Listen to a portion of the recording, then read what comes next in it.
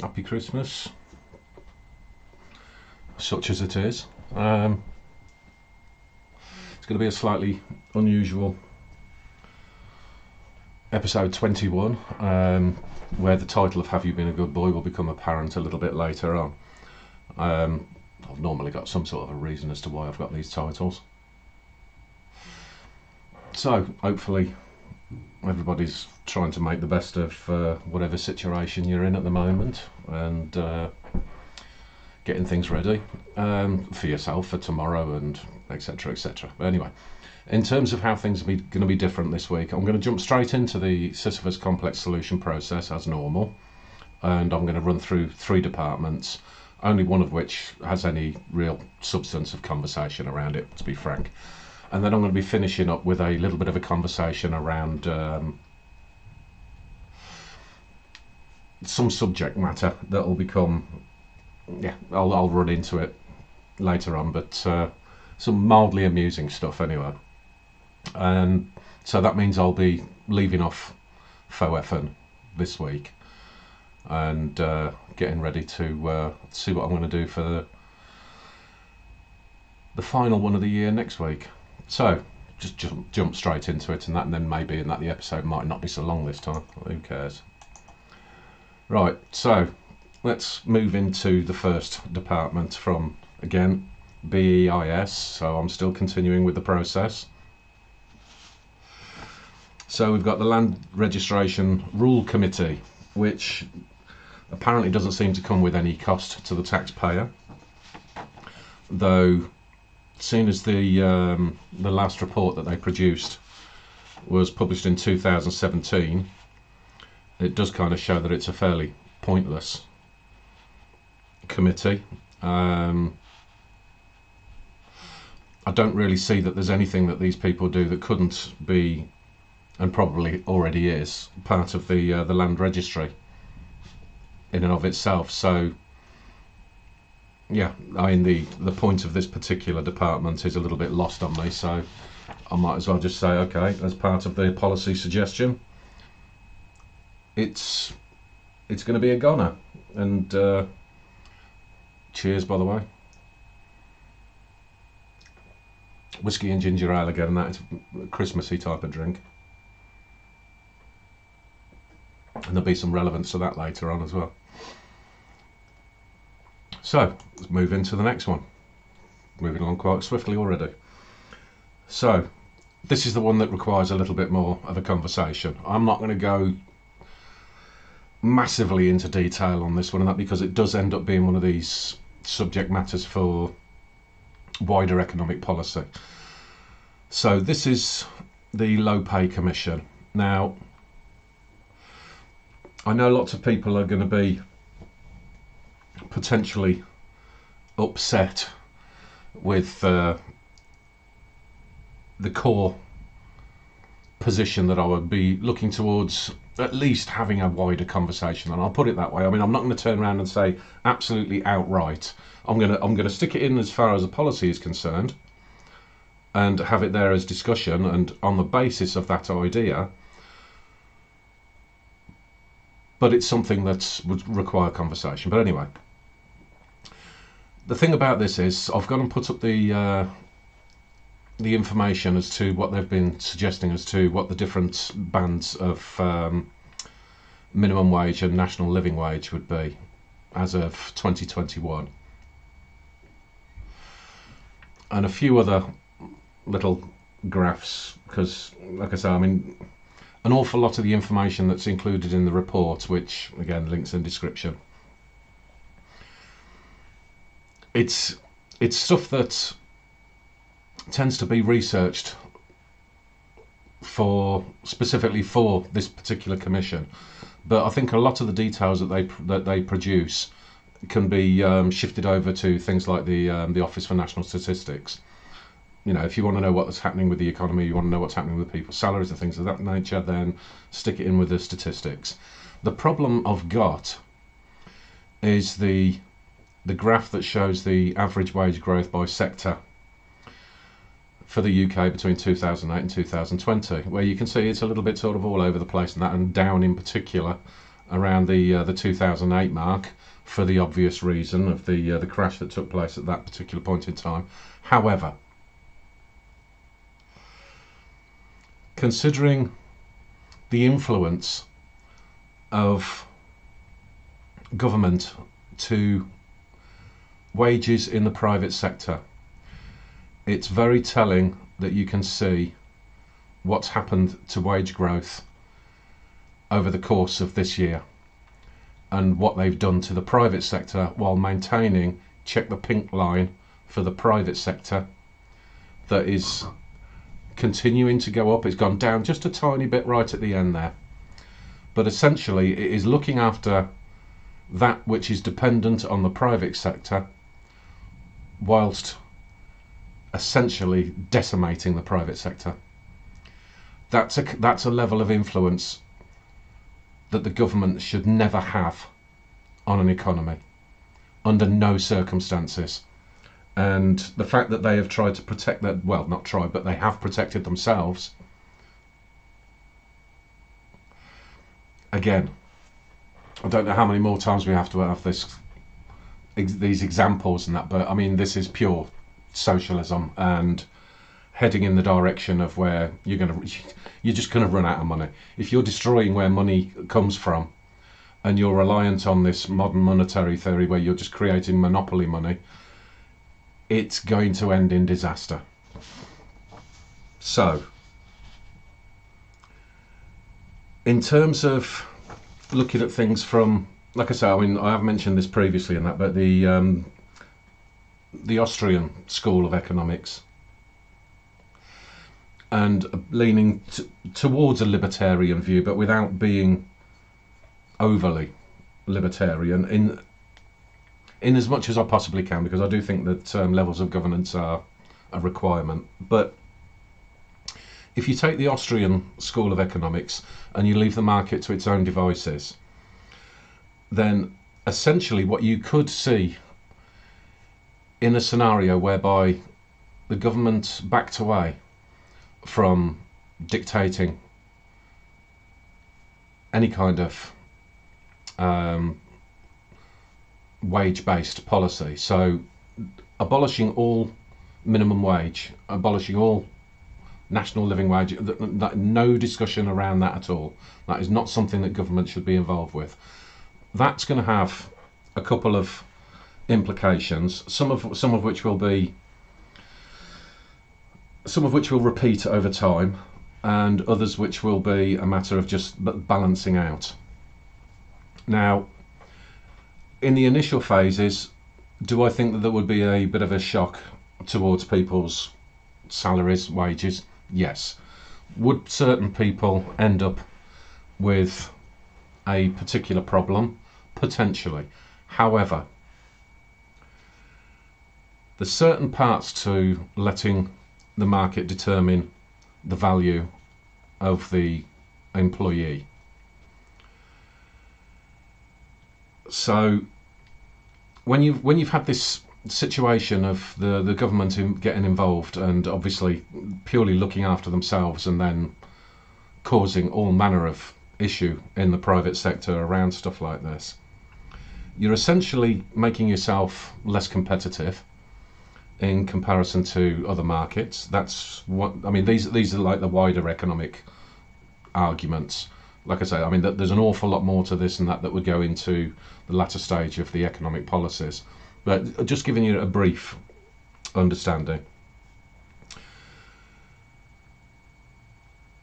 So when you've had that level of influence into the competitive nature of your market and what the actual value of a particular product or service should be, well, essentially what you are doing that, I mean, you are working towards an economy that is subject to the price manipulation and false valuations and this continual increased cost of living and then devaluing everything at the same time.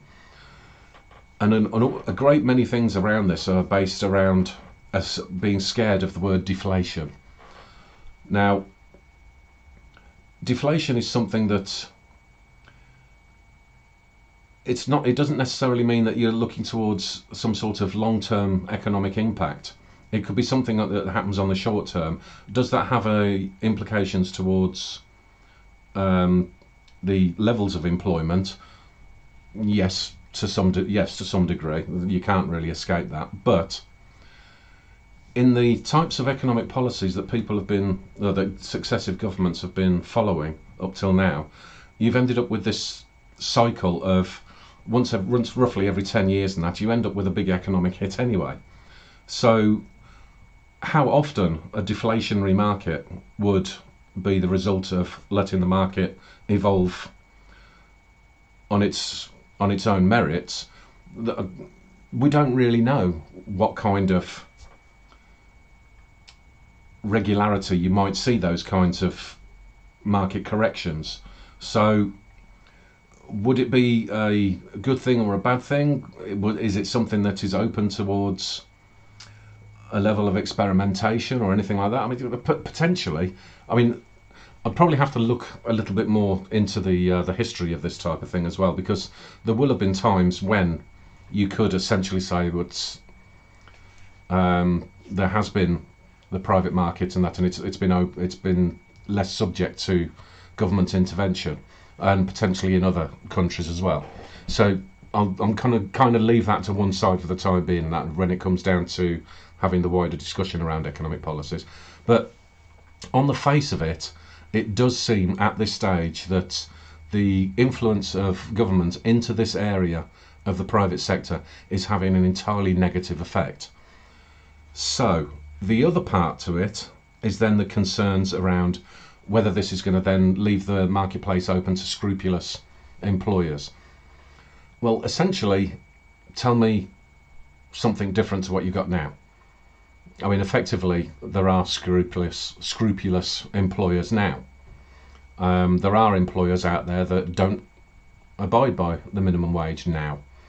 There are employers out there, and some large ones, and that are given very beneficial and backhand types of deals directly through government ministers. That's something that has been exposed fairly recently, whereby the employees that are brought in are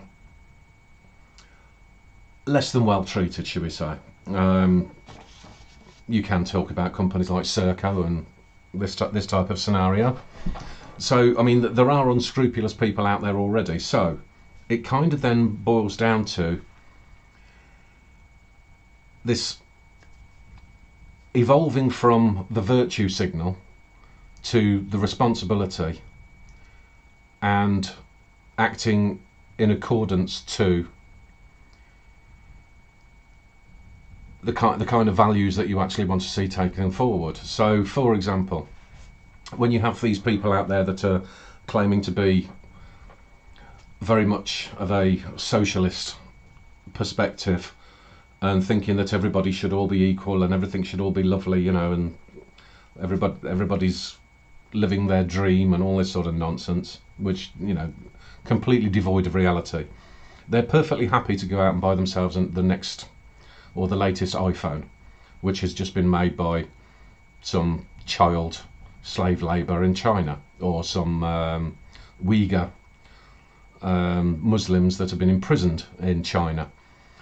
So their virtue signalling just sort of gets put to one side, and they'll forget all about that because it's not right in front of their face. So what would be the better proposition is that employers have to make sure that the facilities that they have are of a standard. Not necessarily the wage, but the actual working conditions have to be of a standard. And on that basis, you can have finally some kind of oversight authority that has literally properly got the teeth that it should always have had, but certainly doesn't have. So there's very few businesses that are held to task for anything that they do. You know, you get all the rhetoric and that, and you get all the nonsense that comes out of government saying, "Oh, we're going to do this about, you know, we're going to implement this particular policy to do something against this organisation or anybody that's breaks the law on that. Well, as I've been running through with things, with the examples like with the World Economic Forum, the same thing applies across a whole range of different countries. Where when I recently did that, the climate-related short video and that, and I pointed to that Air Liquide, where they'd had a work-related accident, shall we say, that ended up killing one of their employees, and they were fined $5,000, and that was it.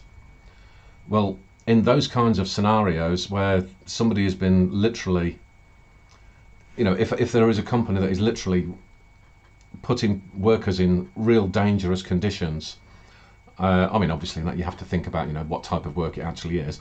But say, for example, if somebody's working in a McDonald's or something like that, and the working conditions in there are absolutely appalling, to the extent where somebody, not only the employees, but the customers as well, and that can become exceptionally ill. Anything along those sorts of lines, well, then you have somebody with teeth that can walk through the door and that and say, right, okay, we'll give you one warning that you need to be able to put all of this right, and we're going to come back again, always unannounced. And then when you walk through the door, and that if you find out that they've just completely ignored you, then you take that asset away from them.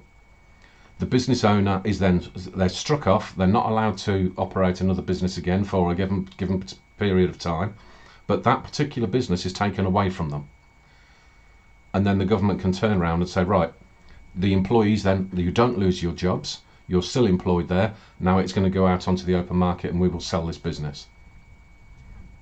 If they can't sell the business, well, then there's a few different options there where you discuss it with the employees. So the employees could potentially take over the business. Or if the asset was to be sold, then you give the proceeds to the employees. There's a whole range of different things that could be done to be able to prevent a lot of the problems that you do see. But in terms of the low end of the market, the low end salaries, essentially this then provides opportunity for people to understand a little bit better in terms of what kind of market ceiling any particular product pricing has, and then from the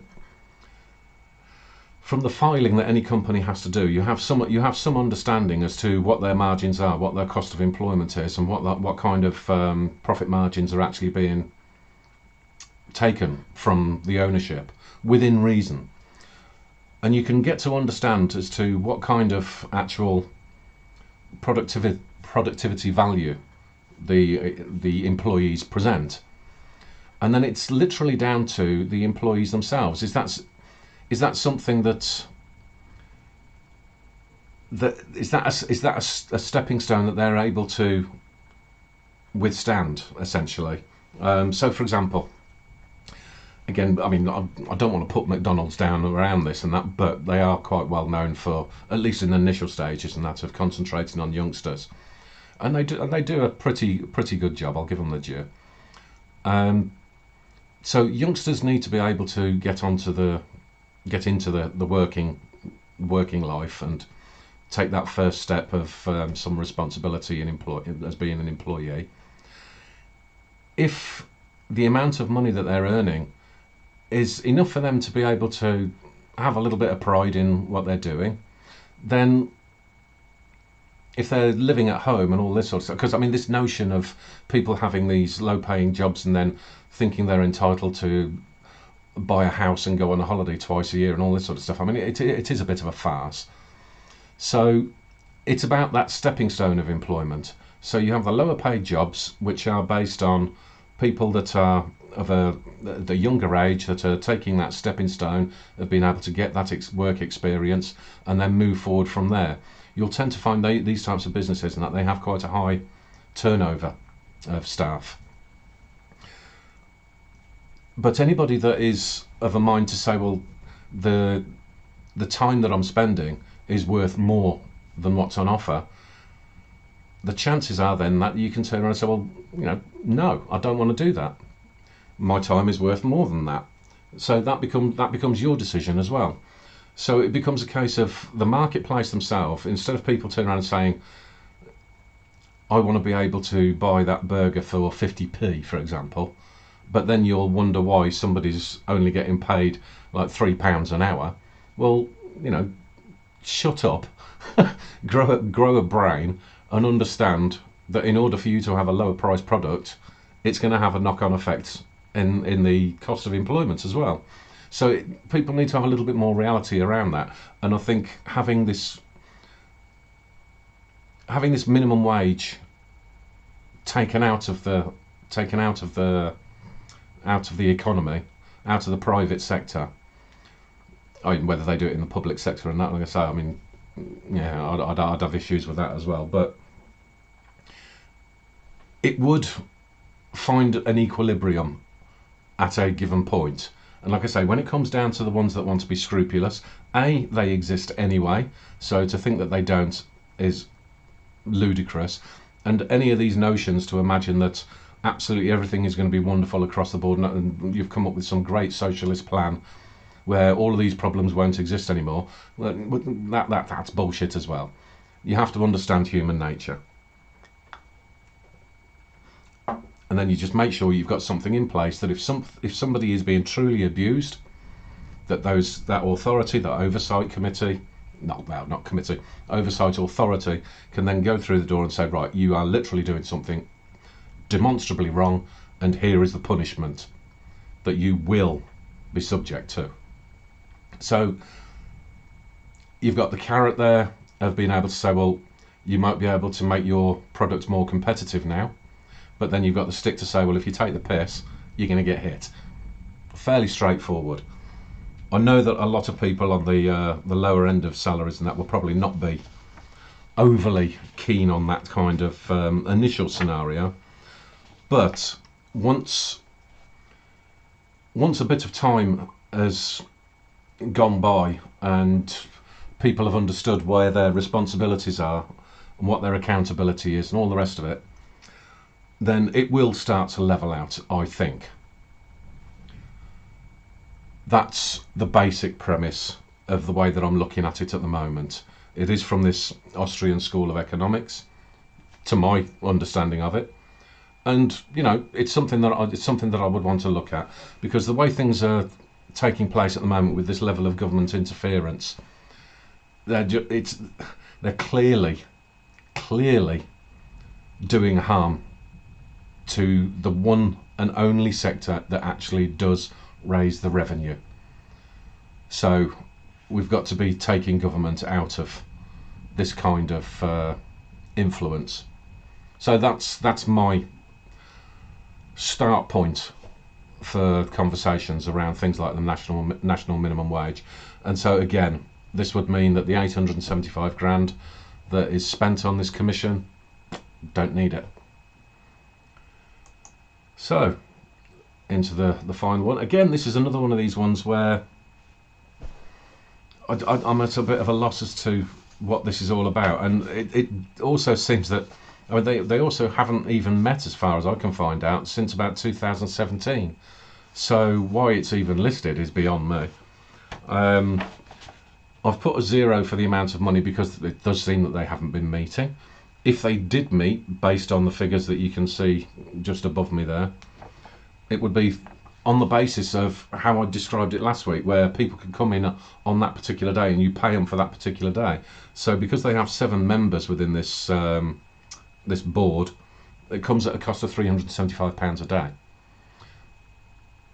That in itself would not be an issue for me, except for the one key problem that I've got with this, which is that if you notice within the priorities, where it states that they're there to ensure that operators of a new nuclear power station have secure financing arrangements in place to meet the full costs of decommissioning and their full share of waste management and waste disposal costs. As we've already established in the oh Christ, what were they called? The nuclear authority? I can't remember what they were called now. Go back a couple of episodes, I did cover them. But basically the taxpayer is funding that entire burden. So if you've had a board set up to ensure that the private sector is meeting those costs, why is the taxpayer funding all of the decommissioning right now? So I mean, that would be a very distinct case of not really fulfilling the job description. Now, is this something that is based on once they do, because I mean there haven't been any new nuclear plants built, so is this something that's being put in place along the lines of what I had previously suggested, that if somebody does come along to say that they want to build a new nuclear facility, that they would look towards developing that life cycle benchmark to say, well, okay, if we have to go through that 100 years of the decommissioning and all this sort of stuff, that you're responsible for it. If it's been set up with that in mind, then yeah, potentially we'll look at that. But as things stand at the moment, this is clearly not fulfilling the task that it was set up to provide. So on the face of things, I would take it out of the picture, and I would look to include it in the nuclear authority of whatever the hell it was, I can't remember, nuclear civil authority, something like that. But essentially in that, you know, we don't, it's one of these scenarios where we don't need like 3 and 4 bodies all based around the same subject matter. You just have the one authority, and then you'll have the people within that authority that should have the defined tasks within it. I mean, it's kind of like saying that if you've got a large organisation, that somehow you're going to outsource the CEO or something like that. I mean, it's a bit silly, really, isn't it? So all of those things would need to be put together in one simple, easy to find, streamlined office authority, whatever we want to call it. So again, this would be one that is a little bit of a waste of time. So I'm just going to do those 3 because I'd prefer to try to do 3 at the moment. I may do more in future ones, we'll see. So as things stand, there's the, like I say, it's getting smaller and smaller, so you're not less able to see it each time. But in terms of the BEIS at the moment, nearly 18 billion, so vastly over the amounts that they had suggested. So there's some accountability there still. And then within the policy developments, I've decided to just add in another line now, and that's the abolish part, and so we can get rid of the Land Registration Rule Committee, get rid of the Low Pay Commission for the time being, and also get rid of this Nuclear Liabilities Financing Assurance Board. So all disappear. Now, here's what I'm going to go into, something around the kind of coming towards the end of this year, and some of the things that I've had a little bit of involvement with. And this is to do with originally in that I was thinking, okay, well, it's Christmas and everything like that, so shall I be a little bit generous about these things? And it basically works out that no, I can't really do that, and you know, it's not really in my nature anyway to be overly generous in terms of certain criticisms, communications, and so forth. So the basic premise behind this is, as you know, in that I did one episode that was based around the manifesto of the Heritage Party. Now, when I said manifesto, the way that I look at that is the pitch deck rather than the actual business plan. And started to have a few little backwards and forwards with a couple of members of the Heritage Party, and then had a communication to ask me to take down that particular video. Now, obviously I'm not going to do that. There's no way in hell am I going to do that. But I'm certainly not going to do it on the basis of the explanation that was presented to me. So, there's a couple of key parts to it, but in terms of the kinds of rules and regulations that they have, I do understand that parties have rules and regulations. I mean, I'm not going to change my mind and say, oh, suddenly now I don't like the manifesto of the Heritage Party, because no, I've said what I said and I stick with it. When it comes down to being within political parties, now I understand that there are certain aspects that you have to be cautious of, put it that way.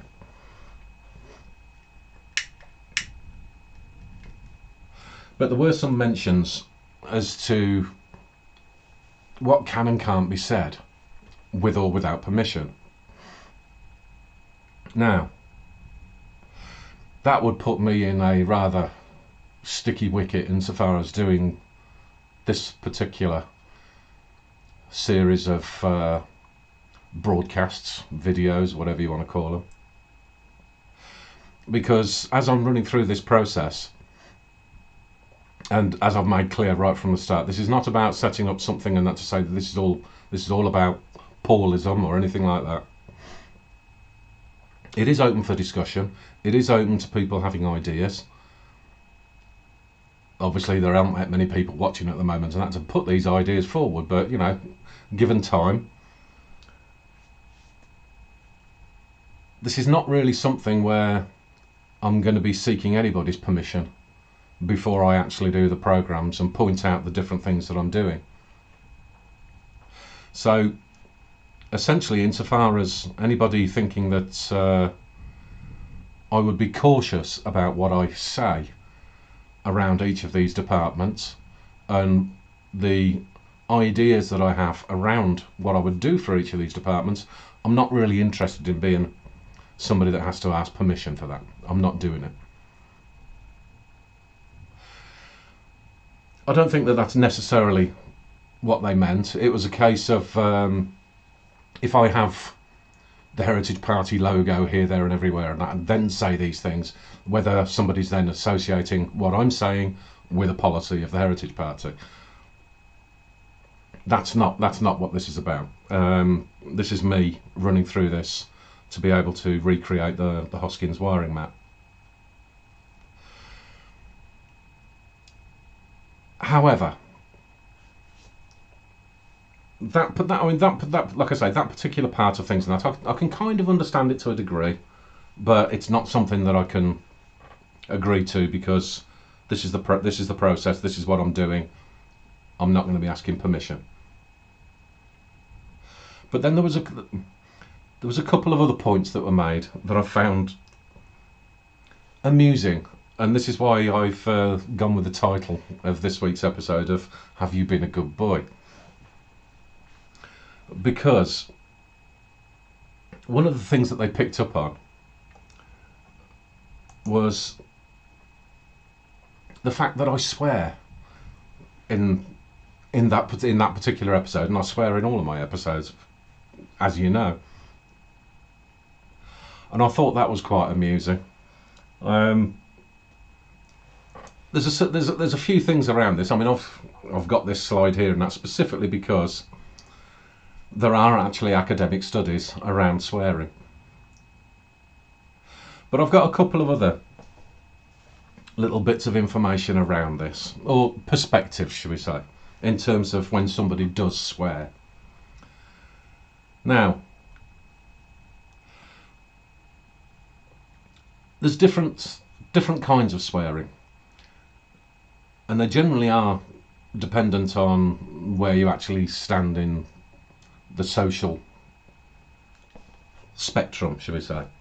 Now, you'll have the ones that will literally have swearing every other word, and it'll be sort of separated between some kind of monosyllabic verb, noun, whatever, but predominantly swear, then word, then swear, then word, so on and so forth. Generally associated with the what's known as the precariat the lower end of the spectrum. Generally low information individuals, not particularly highly educated, but nevertheless, does that make them not worth listening to? Does that make them not worthy individuals? No, it doesn't. It just means that they are the product of their environment. There's nothing wrong with people like that at all. When the pubs were open, I would come across people like that all the time, and they're absolutely fine. The one part that I would also point out about people like that is that,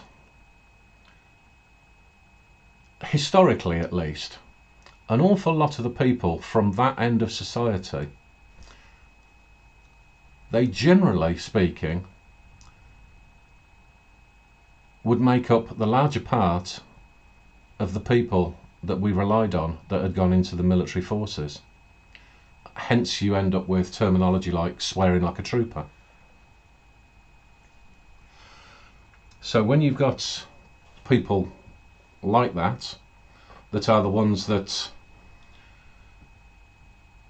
defend your nation or are prepared to defend your nation, I don't think people like that are something that anybody should look down upon. So that's one end of the spectrum when it comes down to swearing. There's another end of the spectrum, which is the very high end. Now, when I say the very high end, I have to separate this between people of stature, long-standing stature, and what has more recently been termed the elite.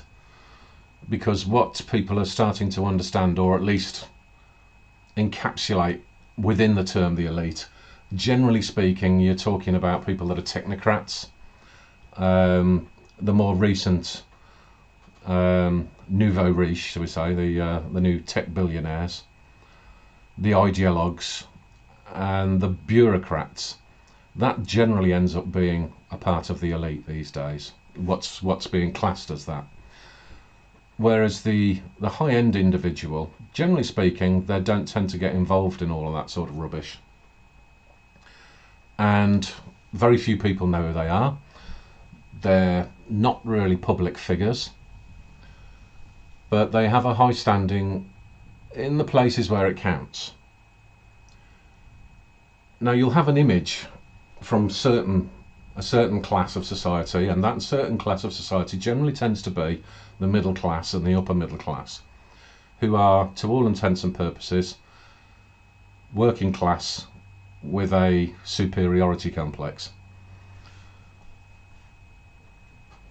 They have an image of what people of high stature are about, and how they speak, how they act, etc., etc. And there's this assumption that the higher up the ladder you go, the less you swear, the more you speak in a certain way, blah-de-blah. I mean, essentially, that what you end up with is somebody that is, I can't remember what the name of the program is in that, but there's a particular character called a Mrs. Bouquet. She calls herself Mrs. Bouquet, which is spelt B-U-C-K-E-T. Bucket. So it's an overinflated opinion of oneself. Anybody that does actually know some people that are of that higher standing is very much well aware that they're not shy of using a fair few swear words themselves where it's appropriate. Some of them will even use it as excessively as swearing like a trooper. And the reason why they'll do that is because they are of high standing in that, and they don't really have to give a flying fuck about what the superiority complex middle class think. They generally don't care.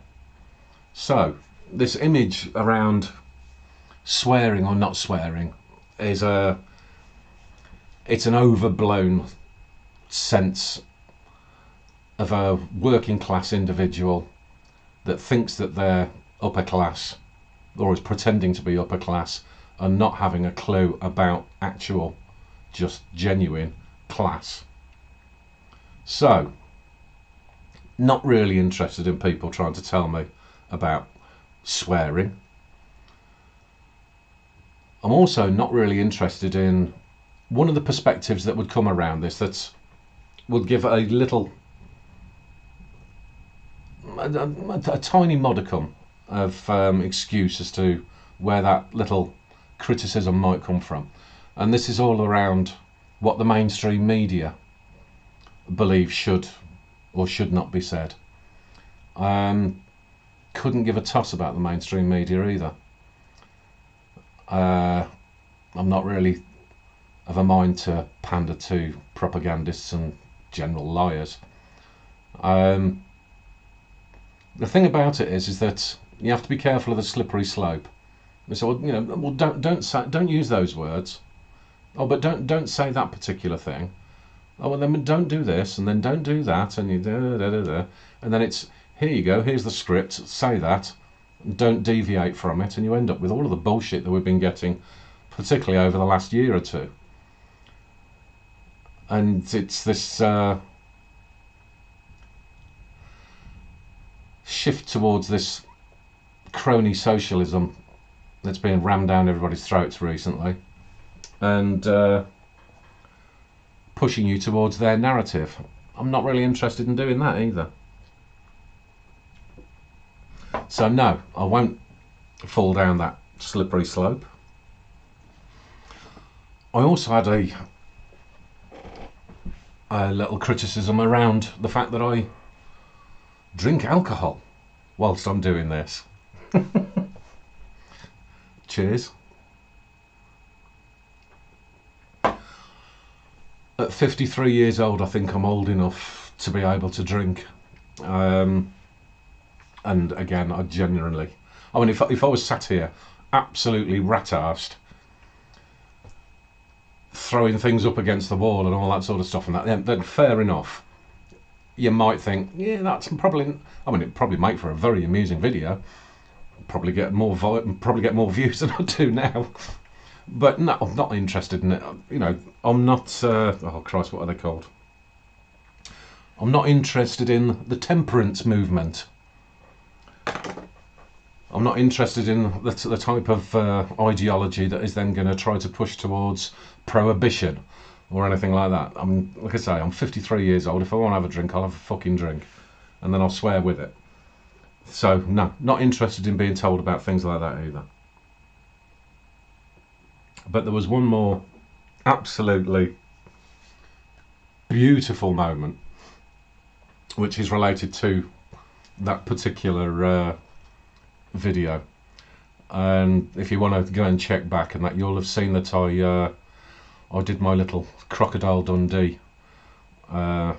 impersonation within that. And this was deemed to be threatening. This is good. This is good. Now, it was deemed to be threatening, right, by somebody who sent a leaflet all around his own constituency, but then also outside Parliament, I believe, as well, where the leaflet literally said, "We would classify anyone prepared to vote for this agreement." Now, this particular agreement at the time, this was during when Theresa May was the Prime Minister, and she was making that god-awful deal with the European Union that nobody was interested in. I mean, it was Brino, you know, Brexit in name only. It was absolutely appalling. So, I mean, I do actually agree with what was said here, but it was, we would class anyone prepared to vote for this agreement as a national traitor or state enemy, and we're watching you. That sounds a bit threatening, doesn't it? So, I'm not really interested in being told to be careful about somebody being all concerned and threatened and that by me doing the impersonation out of Crocodile Dundee when you've literally been out in the public doing that. So, no, mate, wind your neck in. Anyway, so this was the part where I've come up with the "Have you been a good boy?" scenario. And if the answer to that is no, I don't care. I genuinely don't care. Because, you know, have I been threatening? Have I? Really? Well, it's a shame this lighter doesn't work. I'll have to go back to this one.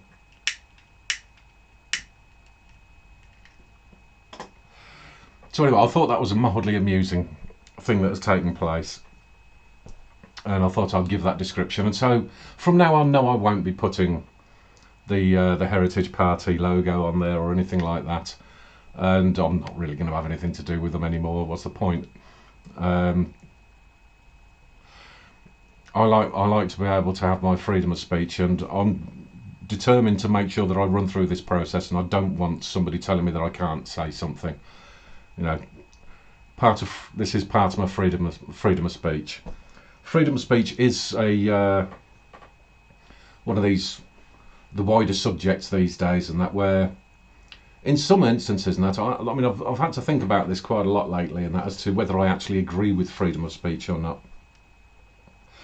Because obviously, in that there's always going to be something that you can hear that you think, you absolute bastard, you shouldn't be allowed to say that. But at the end of the day, that's what the off button's for.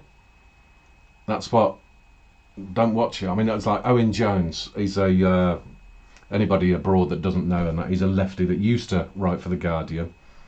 Now he's trying to, I think he got sacked from the Guardian, and now he's trying to start his own little YouTube channel and all this sort of stuff. Vastly more popular than I am, but anyway, I find that guy hugely irritating. Anything that comes out of his mouth, I'd quite happily slap straight back in. But is he allowed to say it? Yes. But then my choice is I don't have to listen, and I don't. I've never looked at one of his videos, and I never will. So that's the part that I want to maintain in this. That I don't want somebody then to suddenly pop out, you know, send me a message over and say, "Oh, we don't want you to talk about this subject. We don't want you to talk about that," and blah blah blah. No, I'm not having that. I'm not having that. A part of this process, and the integrity of this process, is heavily reliant on being able to say things that, I mean, like with that low pay commission, that could end up being something incredibly controversial. But it's worth considering, at least from my perspective, which I'm allowed to. My video, I do what the fuck I want. So whether if people think this is naughty or nice or whatever, not, I don't really care. But then it's open for you to write comments in the comment area to say, I agree with this, I disagree with that. Simple. It's not, it's not rocket science. No, I can get off this screen now to get my own little promotion screen up there. As soon as I'll be concentrated on that again, and not so much on the political stuff, apart from this, of course. But one of the other things that's, I mean, I had some discussion with a guy whose name I've completely forgotten now, fairly recently, over having other people start to get involved in providing their perspectives as well.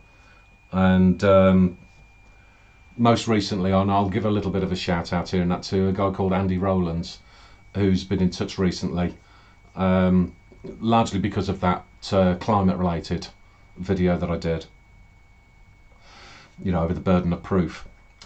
He's done some good articles recently in a publication called Principia Scientifica. I do recommend it. I'll make sure that I include a link in the description. he's interested in potentially looking towards whether we can do something in the future to be able to have conversations around those kinds of related matters.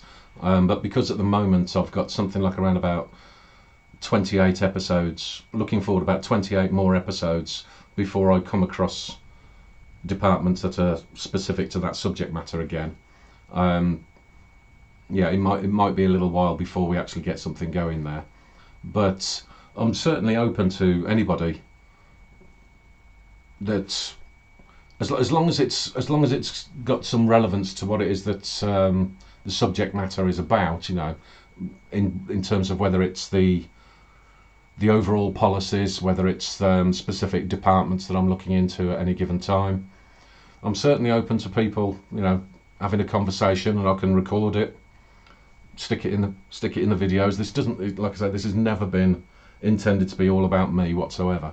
So if there is anybody out there that thinks that they've got something that would be of interest, absolutely fine. You know, as long as you're not a commie, fine. I don't mind.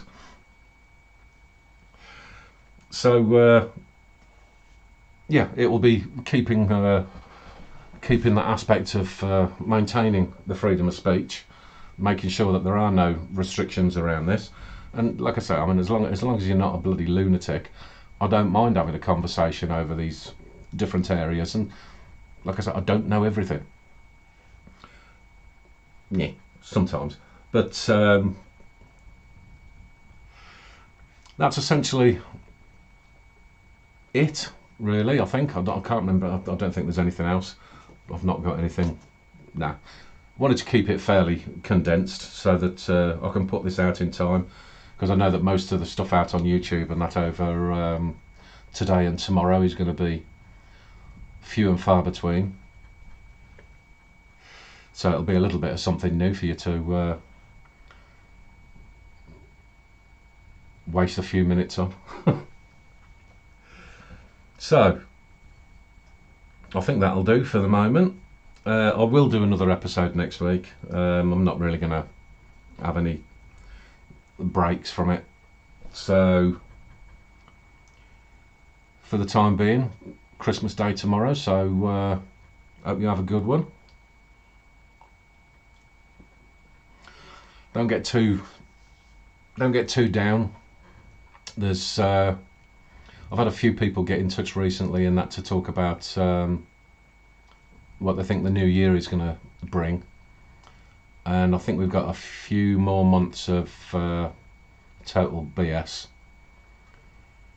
before the real economic impacts and the health impacts start to really hit and show what a massive error this has all been. But at the end of the day, you know, we have to get through these things, get through it more educated, better positioned, and understanding our own responsibilities a little bit more, particularly responsibilities around being more informed. And yeah, if taking this process right the way through helps to just enlighten things a little bit. Like I say, some of the stuff that I put out, people probably have got no idea about, and certainly all the think tanks seem to be missing an awful lot of this stuff. So, you know, we plug on, we'll get there. So enjoy your Christmas Day, and yeah, keep your chin up for next year, because whatever gets thrown at us and that, you know, we'll get there. We'll be all right. You have to remain the optimist. Not much point otherwise, is there? So enjoy your Christmas Day, and I will have a little something for you and that to bring in the new year with. I'm not going to be doing one of these sort of and the best of type of thing, because I don't really do that kind of content. So I'll bring you some more information next week and keep things moving. All right, have a good one. Take care. Bye bye.